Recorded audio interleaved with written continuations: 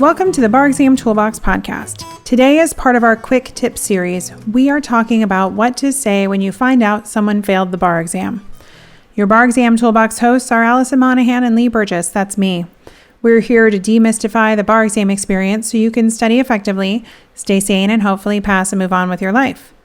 We're the co-creators of the Law School Toolbox, the Bar Exam Toolbox, and the career-related website Career Dicta. Allison also runs the Girls Guide to Law School. If you enjoyed the show, please leave a review on your favorite listening app and check out our sister podcast, the Law School Toolbox Podcast. If you have any questions, don't hesitate to reach out to us. You can reach us via the contact form on barexamtoolbox.com, and we'd love to hear from you. And with that, let's get started.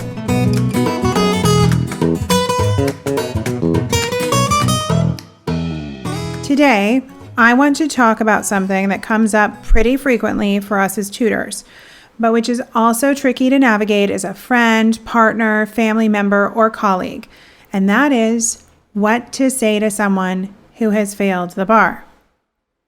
Everyone who takes this exam is hoping to pass. Finding out you failed, especially if you studied really hard, taken out loans, or if your job security depends on passing, can be disastrous news to get. Many of us can't afford to put our lives completely on hold to study again. And even if we can, it is still an emotional roller coaster and hard work every day. When a student finds out they failed the exam, there's often a grieving period that needs to follow.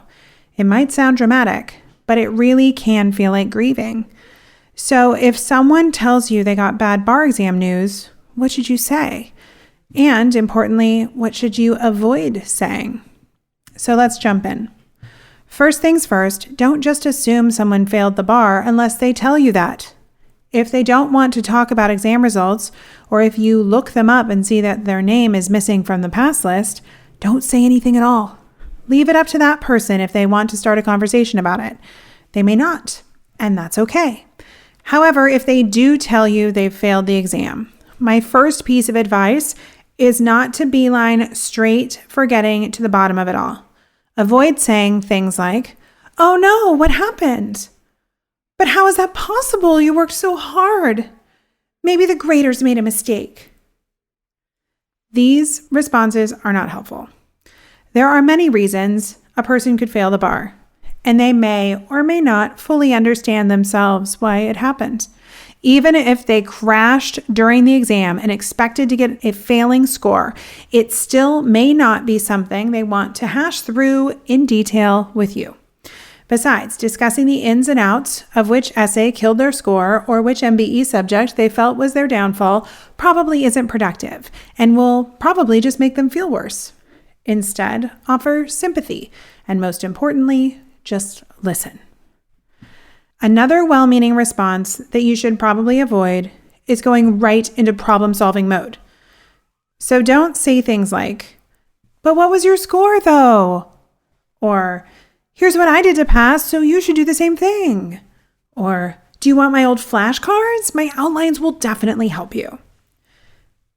It may seem like offering to help somebody study, giving advice, or discussing the numerical breakdown of their scaled exam score is supportive, but it often doesn't come across that way when you're on the receiving end.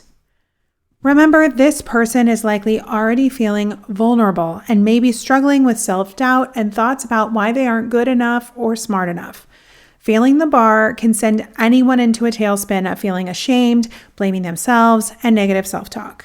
So you telling them how they can get better or get smarter might not be the best strategy in this moment.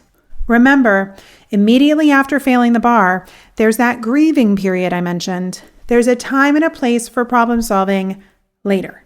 But it has to come from the student themselves, not you. And they need some time to even get to that point, so don't push them quite yet. Next, when finding out someone failed the bar, it may seem encouraging to say something like, "Oh, don't worry, you'll get it next time." Or, "But you can retake in July, so no big deal." Or, "Tons of people fail. No worries, you can get there." So, what's the problem here?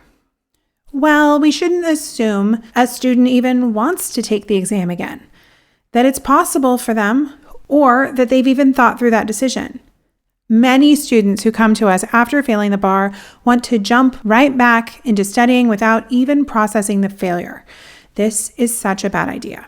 The decision to take the bar again should be based on several factors, including what the student's life looks like right now and whether studying is even feasible for them, their job, their family life, loans, and bills. And most importantly, whether they even want to be a lawyer. Some people don't. It's so ingrained that we finish law school, pass the bar, and work as lawyers. But that's not the only career path, and lots of JDs out there are using their degrees for something else and finding fulfilling careers outside of the law, or even doing law-adjacent work in a non-Esquire capacity. There's no one path to success, and we all need to be free to decide what success means to us. You know, it's funny. We've actually had several students in the past who came to us after failing the exam looking for a tutor to help them on the next round. And then as part of the intake process, we find out that they don't actually want to practice law. They hate the idea of working as a lawyer. They're just doing it because it's the next step after law school. Sometimes going through the grind of law school and various legal internships is what lets us know that we want some other career path. And you know what? We've told those students to follow their hearts and go be interior designers or chefs or start their own businesses instead. Life is too short to do a job you hate if you can possibly help it. So if someone tells you they failed the bar, don't just assume they will take the exam the next time around. Because if they can't or don't want to, that's perfectly okay. And they don't need any extra pressure. Finally, we have come to one of the most common responses bar students hear when they tell someone they failed. But how did that happen? You're so smart. Look, of course you need to be smart to pass the bar, but just because you don't pass doesn't necessarily reflect on your intelligence or lack thereof. Plenty, and I mean plenty, of people who are very smart have failed this exam. You know who has failed this exam? Presidents, first ladies, attorneys general, governors, deans of prestigious law schools, and lots of other very smart folks, many of whom I even know. Bar taking skills are just that. They're skills. You need to work on not only understanding and memorizing the law, but then learning how to apply it. And that takes time and a lot of practice. A student told me once, I hate it when my parents tell me how smart I am because it just feels like more pressure. Like if I don't end up passing, it means they think I'm stupid. A lot of students feel this way. So if you find out someone failed, it could have happened for a lot of reasons. And even though telling them they're smart might seem like a compliment, it could land differently to them. Okay, so we've talked about what not to say. But what should you say when you find out someone failed the bar? Being a good listener is always a safe bet and always appreciated. It's also fine to just be real with the person and acknowledge that this is terrible news that no one wants to get, and being in this position is hard.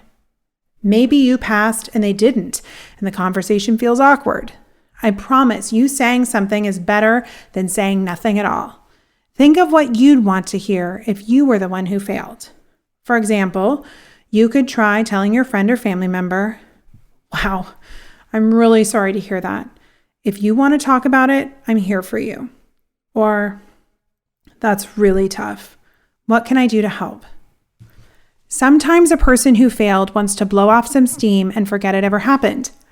You can go grab some food or do something fun together to get their mind off the bad news. Sometimes they do want to talk about how they're feeling or their experience in the exam room. Either way, let them take the lead and see what they're comfortable with. That brings us to the hardest part. What if the person who failed is you? What do you say then? We've written about this a lot on our blog, but suffice to say, it is so easy to go one of two ways. Students who fail the bar exam seem to either jump into wallowing and self-loathing mode or forget it and fix it as fast as possible mode. And neither of these is completely healthy. Well, why? First, if you fail the bar, all is not lost. Recognize that this is just one small moment in your life, and even though it feels catastrophic, you will get through it. It doesn't mean you're not smart. It doesn't mean you're not cut out to practice law. It doesn't mean you can't pass a future administration of the same exam. It's a horrible feeling, but this blip of failure is a small dip in an otherwise long, successful career, and it will not last forever. There will be a day, probably sooner than you expect, when failing the bar is not something you feel ashamed of, or even something you think about. It is very unlikely any of your future colleagues will ever ask you how many times you took to pass the bar. People don't care. So while this feels monumental, and it is in this moment, it doesn't define you, and this feeling will subside eventually. So maybe wallow a little bit, but make sure you finish up with that part before you try to study again, because I promise you, self-loathing and bar study are not a good mix. If you're feeling bad, take a bit of a break and come back when you have the mental energy to study again. So second, if you do decide you want to study again, take a pause first and let yourself feel all these terrible feelings and spend some time coming to terms with what happened. Do a self-assessment. What is the reason you think you failed in the first place? Did you not study hard enough? Did you work hard but focus on the wrong activities? Did you practice enough? This is a big one. Was there anything else going on in your life that negatively affected your performance? What happened on exam day? Did your nerves get the best of you? Look, if you don't figure out why you failed, your chances of passing next time are a bit lower. So take the situation apart. If you get your old essays back, analyze them and figure out why they missed the mark. If you don't know why, ask a colleague, former professor, or tutor to read them. Figure out what you are missing so you can do things differently next time around. And like I said, take a moment to evaluate your own life, your goals, and what it is you want to achieve. Do you want to be a lawyer? How much time can you feasibly dedicate to studying? Should you study now or later? What is it you need to do to get your life in order so you can give the next exam your best shot? And remember, there's no right answer. It's your future, and it's up to you what you want to do. And that said, if you or your friend, partner, family member, or colleague who failed do decide to take the bar again, change up your test-taking strategies and study tactics so you're not doing the same thing over and over again and expecting to somehow yield different results. And with that, we are out of time.